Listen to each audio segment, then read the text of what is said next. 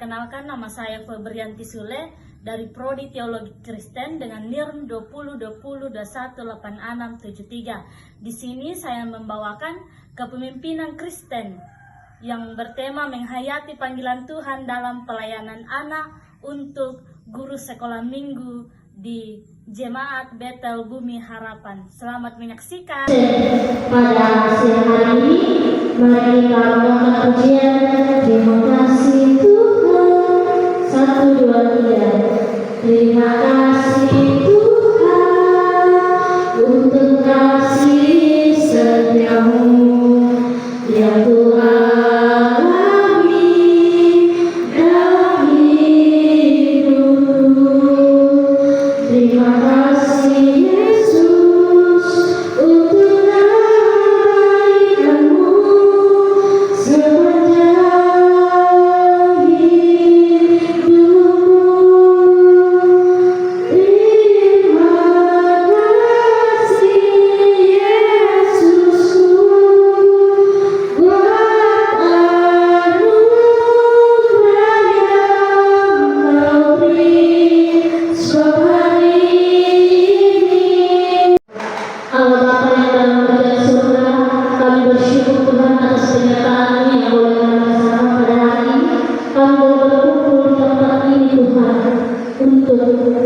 mengenali hayat panggilan Tuhan dalam pelayanan anak bersama dengan guru sekolah minggu dan SMBT Tuhan. Kami percaya Tuhan bahwa penyertaan Tuhan yang menyertai kami hingga pembinaan pada saat ini boleh berjalan sesuai seturut kehendak Tuhan, dan apapun yang kami bina pada saat ini Tuhan boleh kami gunakan di dalam pelayanan kami kampung ini. Tuhan, mampukan kami Tuhan agar boleh memahami apa yang kami telah mendengarkan pada saat ini. Hamba-Mu yang akan memberkati pembinaan ini Tuhan, sertai Tuhan, biarlah berkata-kata sesuai seturut kehendak-Mu. Biarlah pembinaan pada hari ini boleh berjalan sesuai seturut kehendak Tuhan. Inilah doa kami dalam persekutuan Yesus kami berdoa. Amin.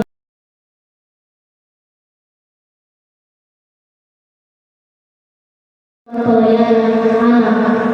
Tujuan pembinaan memahami konsep panggilan Tuhan secara alkitabiah. 2. Menyadari pentingnya peran guru sekolah minggu dalam menjalankan panggilan Tuhan. 3. Meningkatkan komitmen untuk melayani anak-anak sesuai dengan kehendak Tuhan. Yang bacaan kita yang memberikan kita tema pada hari ini yaitu dari Roma 12 ayat 1. Roma 12 ayat 1. Persembahan yang benar karena itu, saudara-saudara, demi kebenaran Allah aku menasihatkan kamu supaya kamu mempersembahkan tubuhmu sebagai persembahan yang hidup, yang kudus dan berkenan kepada Allah. Itu adalah ibadah yang sejati.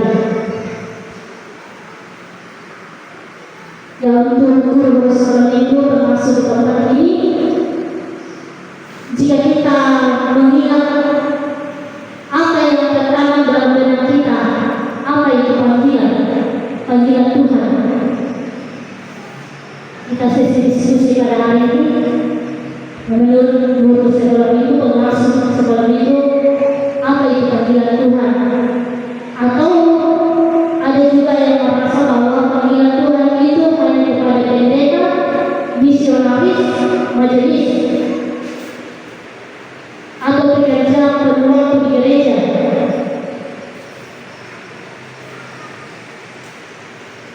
Jadi menurut guru sekolah minggu boleh bagi satu orang memberikan kita gambaran apa itu panggilan menurut kakak-kakak pengasuh dan ini. Silakan.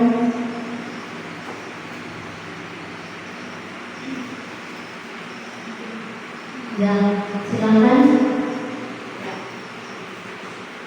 Kalau menurut saya pribadi, panggilan itu adalah sesuatu yang diizinkan oleh Tuhan bagi kita untuk menjadi saksinya di dunia ini, muka bumi ini.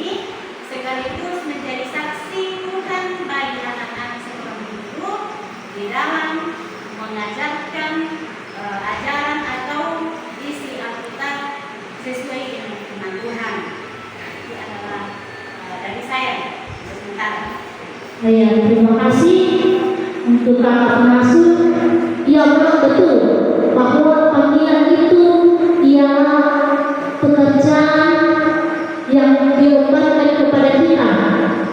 Bukan hanya sekedar bahwa kita dipilih, tapi kita bisa menyadari bahwa panggilan itu adalah dari Tuhan. Undangan untuk setiap orang yang percaya, termasuk guru sekolah minggu, untuk hidup sesuai dengan kehendaknya dan melayani dengan tujuan memuliakan Dia. Dalam konteks sekolah minggu, panggilan ini mengarahkan kita untuk membawa anak-anak semakin mengenal Yesus dan mengasihinya. Jadi itu panggilan kita, bahwa kita mengarahkan anak-anak kita semakin mengenal Yesus Kristus, semakin mengenal tentang isi-isi Alkitab.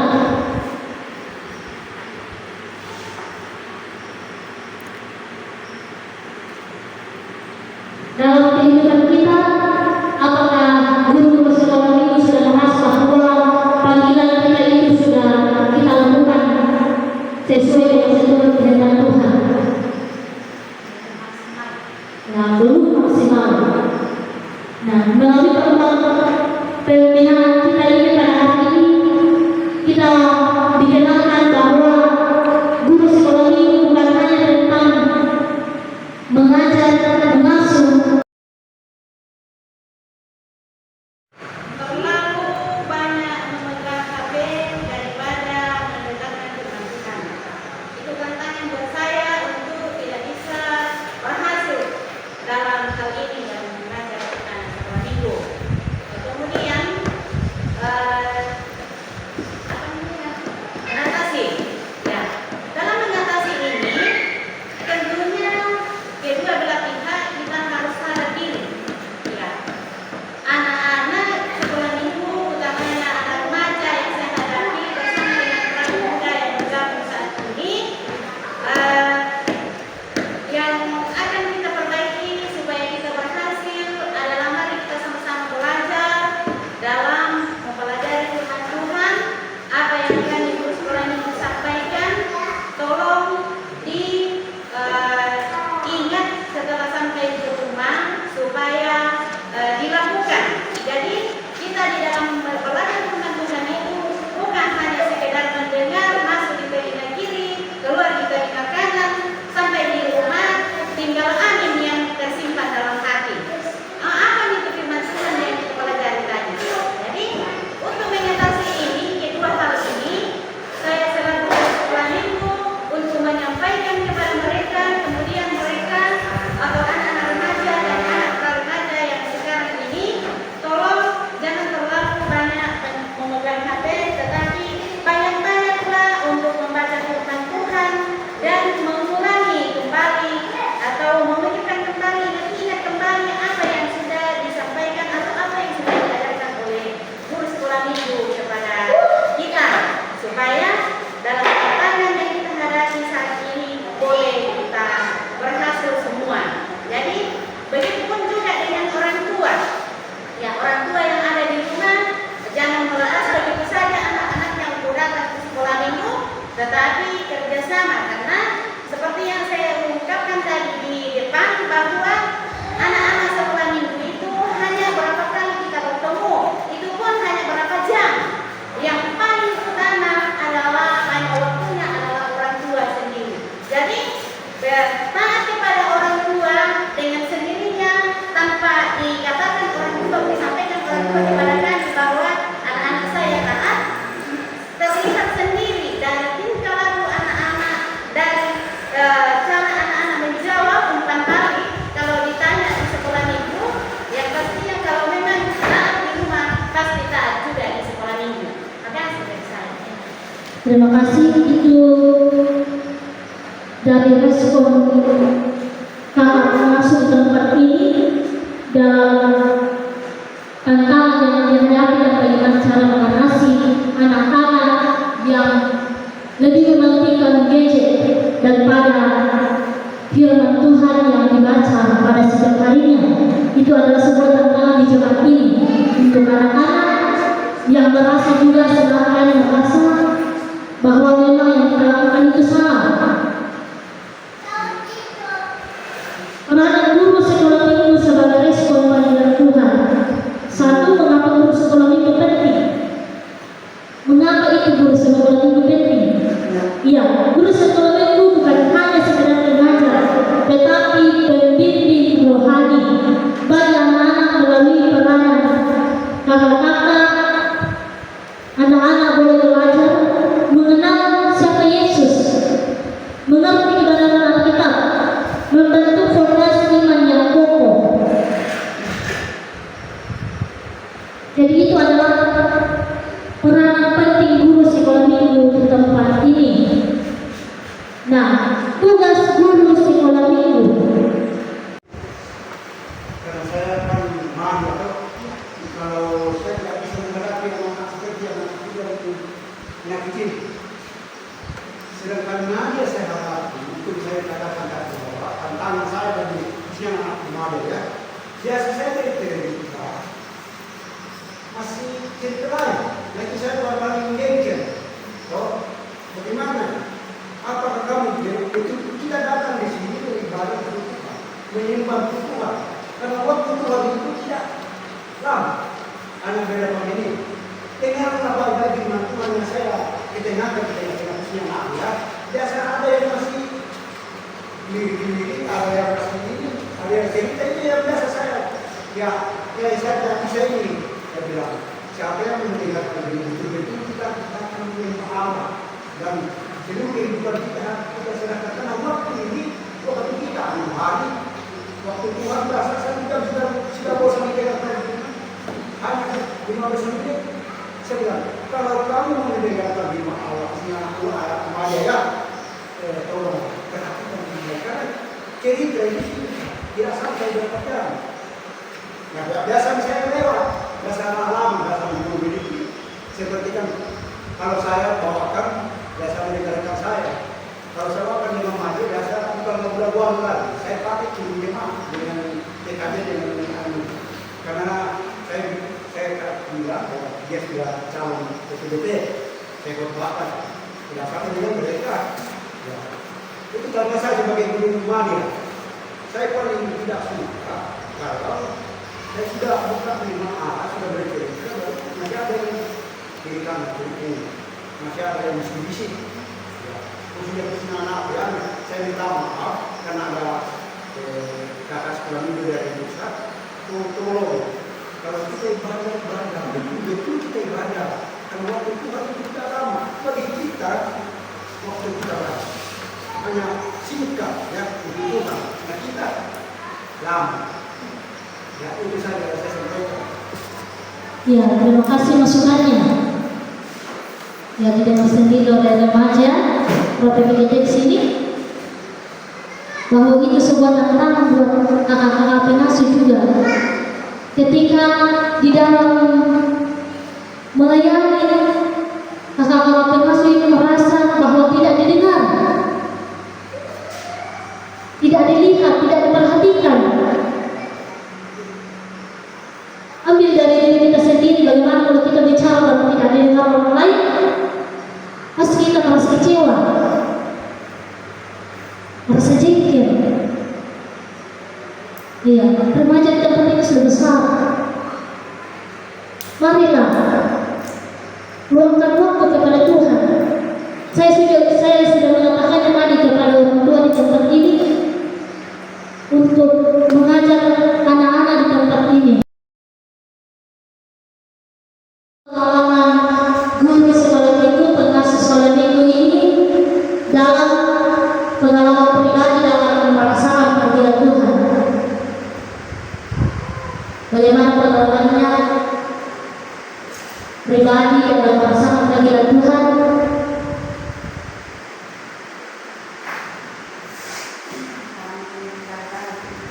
Ya. Kadang dalam panggilan kita, dalam melayani anak-anak ibu, beberapa pengelolaan kita rasakan.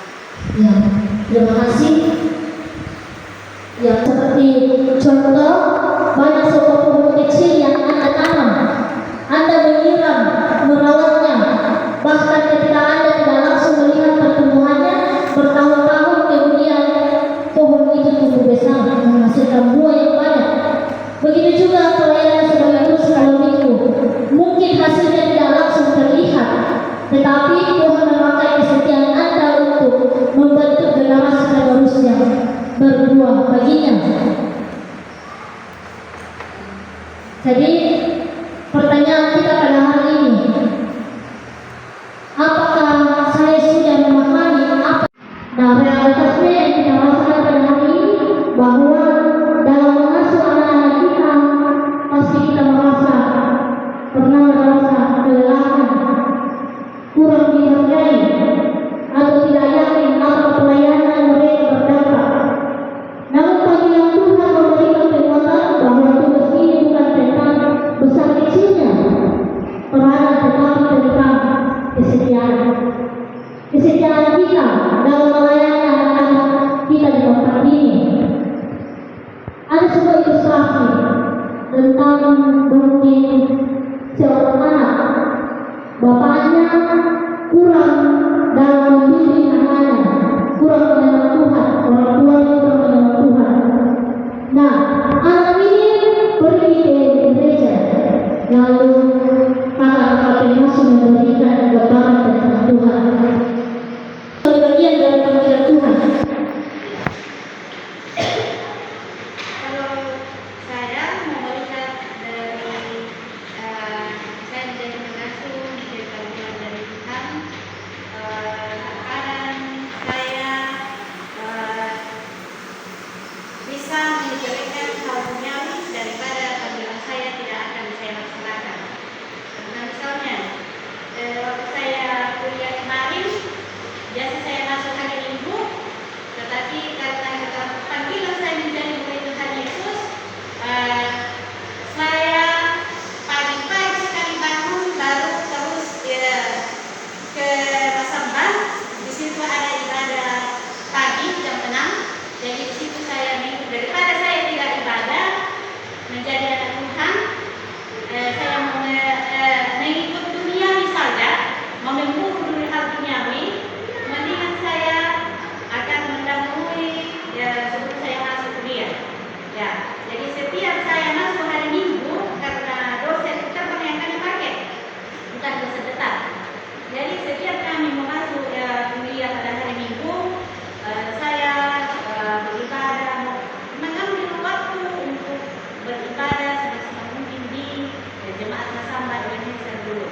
Nah, itulah yang saya rasakan bahwa saya terpanggil dalam hidup saya menjadi seorang anak Tuhan. Nah, kemudian terkadang juga ada hal penting. Jadi kita hanya bisa membagi waktu. Ada hal penting duniawi yang seharusnya diraih hari itu, tetapi kalau memang kita menjadi seorang yang terpanggil, tinggalkan dulu itu. Kalau bisa kita berdebat dengan atasan kita bahwa untuk hari ibadah saya tidak boleh hadir untuk sementara, kecuali selesai ibadah baru saya hadir. Tapi terkadang banyak yang saya lihat, ya ini sebagai saksi mata dari saya, bahwa terkadang banyak sekali yang saya lihat kalau ada hal duniawi yang bersamaan dengan hari ibadah, dia dipentingkan untuk hal duniawi, ditinggalkan di ibadah. Jadi ya itu yang kami pakai waktu kami kuliah kemarin. Jadi bagi saya panggilan itu memang sulit untuk kita tinggalkan. Kalau memang kita merasa untuk terpanggil, pasti susah, merasa rugi kalau ibadah kita lewatkan. Ya, itu pendapat saya. Kasih. Iya, terima kasih. Yang dahulunya tidak mengetahui apa-apa tentang Tuhan, namun suatu saat dia sudah bekerja di dalam pelayanan Tuhan. Bagaimana perasaan kakak-kakak pengasuh? Bangga. Apakah dikatakan bahwa pelayanan itu sukses? Ya. Kita merasa bahwa kita sudah sukses melakukan panggilan Tuhan. Nah, pengasuh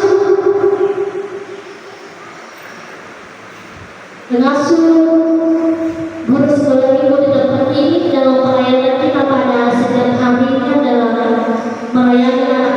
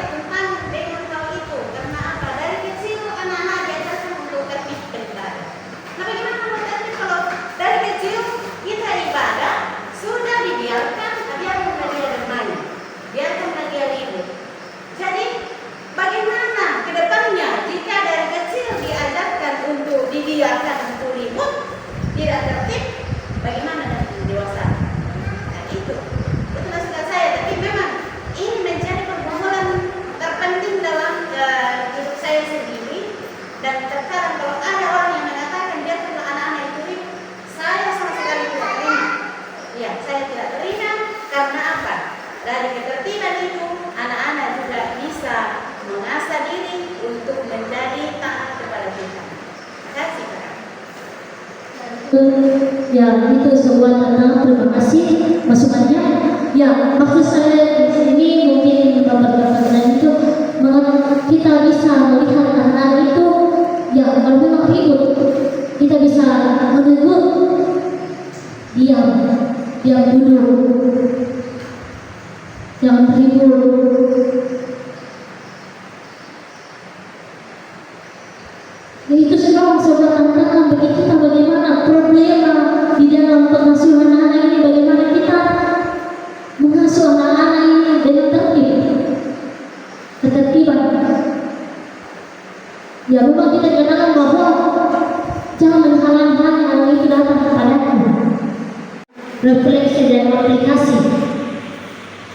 Refleksi adalah awal untuk menghayati panggilan Tuhan secara lebih mendalam. Guru sebelum ini dapat diajak untuk menentukan pertanyaan-pertanyaan berikut. Ya, boleh kita lakukan bersama. Bagaimana saya memahami panggilan Tuhan dalam pelayanan ini? Contohnya, seorang anak berkata kepada saya, terima kasih sudah mengajarkan saya cerita Yesus. Itu adalah momen di mana kakak pengasuh bisa melihat Tuhan bekerja melalui pelayanan-pelayanan kita. Pada PJJ di sini dalam mengembangkan tugas setelah menjadi pekerja juga dalam PJJ, pengurus PJJ, jangan pernah takut bahwa ketika saya mengambil tugas ini saya merasa tidak layak, dan ketika kita dipilih dan suara kita banyak, besok jangan saya tidak layak. Tapi maknai bahwa ini adalah sebuah panggilan dari Tuhan. Tuhan yang akan memampukan setelah saya terpilih sebagai pengurus PJJ. Percayalah bahwa Tuhan yang akan memampukan kita. Jangan mengandalkan kemampuan sendiri, tapi kemampuan Tuhan. Saya percaya bahwa PJJ di sini boleh suatu kelak akan menjadi pengurus PJJ yang aktif.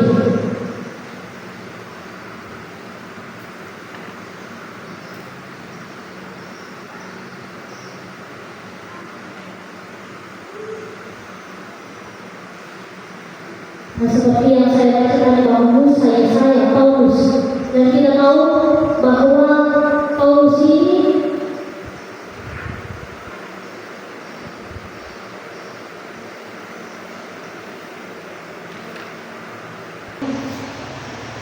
berbicara hanya satu orang saja yang selalu berkomitmen mengajarkan anak-anak.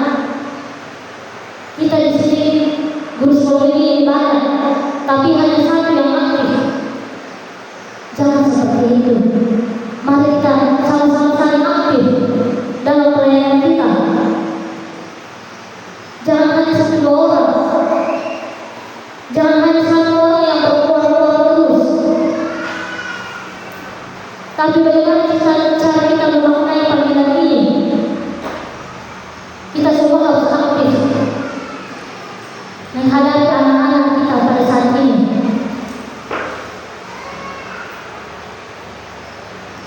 Panggilan Tuhan tidak hanya dipahami, tetapi juga diwujudkan melalui tindakan nyata. Seperti yang para memperbaharui motivasi dalam pelayanan. Sebelum belajar, luangkan waktu untuk berdoa, meminta hikmat dan menyerahkan pelayanannya kepada Tuhan. Itu sudah kita lakukan. Memberikan perhatian lebih kepada anak-anak. Contohnya, pelajari nama-nama anak di kelas supaya bisa dicari tahu tentang keseharian mereka. Dengan demikian anak-anak merasa dihargai dan diperhatikan. Dia jadi harus kita mengenali anak-anak kita, jangan hanya kita mengajar, tetapi kita harus juga mengenali kehidupan apa yang mereka lakukan dalam keseharian mereka. Seperti kita mengasuh anak-anak di rumah. Yang ketiga, meningkatkan kualitas pengajaran. Bermanfaat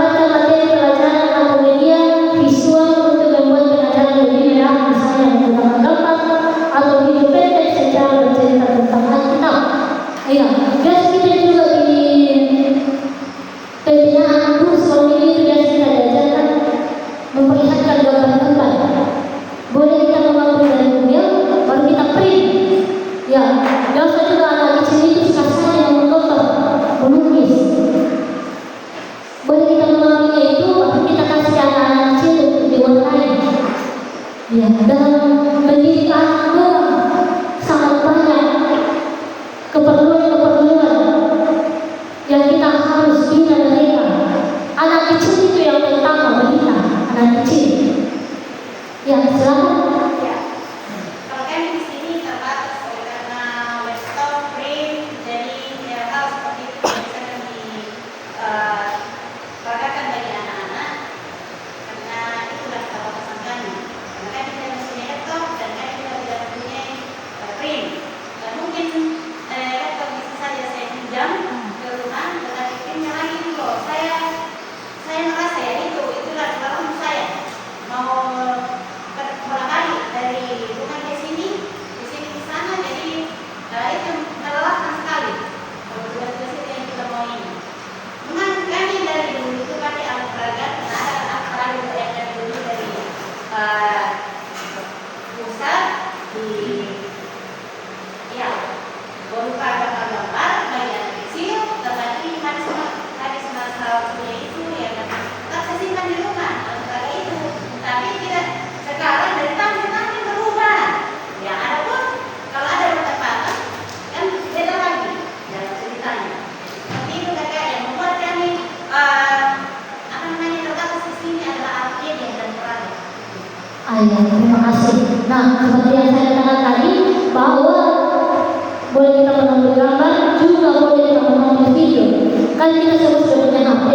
Nah, mungkin kita bisa mengambil sebuah cerita, mengambil sebuah video-video yang berkaitan dengan cerita kita. Nah, kita tampilkan. Kita sudah mempunyai usia, kita bisa tampilkan itu di depan anak-anak. Ataukah mungkin kalau memang anak tidak memungkinkan, boleh kita mengambil alat pemanah yang boleh kita gunakan. Mungkin kertas-kertas, mungkin kain-kain. Itu juga memotivasi mereka. Jangan kita tergantung bahwa kita ini tidak punya ini, tidak punya itu, perlengkapan ini itu. Ambil yang bisa kita lakukan supaya mereka bisa mengerti, bisa memahami. Seperti yang saya katakan tadi bahwa bisa video, boleh kita tampilkan video-video. Kita gunakan alat seadanya kalau memang tidak memungkinkan. Nah, yang keempat, mengandalkan Tuhan dalam tantangan. Saat merasa lelah, ingat ayat ini. Untuk peringatan kakak penas di tempat ini, jika tidak merasa lelah dalam pelayanan, ingat ayat ini. Segala perkara dapat bertanggung dalam Dia yang memberi kekuatan kepadaku. Segala perkara dapat bertanggung di dalam Dia yang memberi kekuatan kepadaku. Ayat ini dapat dari Filipi 4 ayat 13. Jadikan ini sebagai doa, sebagai kekuatan kakak penas dalam menghadapi tantangan, dalam mengasuh anak-anak di tempat ini. Yang kelima, yang terakhir, ilustrasi konkret.